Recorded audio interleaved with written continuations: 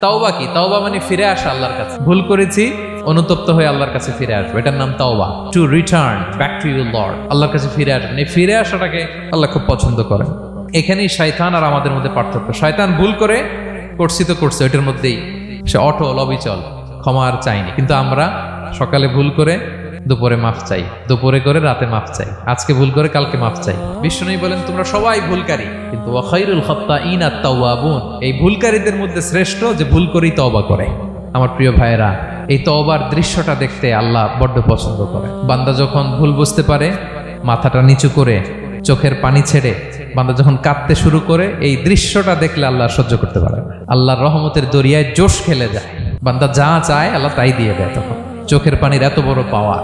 এজন্য আমরা ভুল করে যেন অটল না থাকি, আল্লাহর কাছে যেন ক্ষমা চাই, আমরা যেন ফিরে আসি তার দরবারে। তার দরবার সবসময় খোলা, এবং তিনি এই তওবার বা ফিরে আসার দৃশ্যটা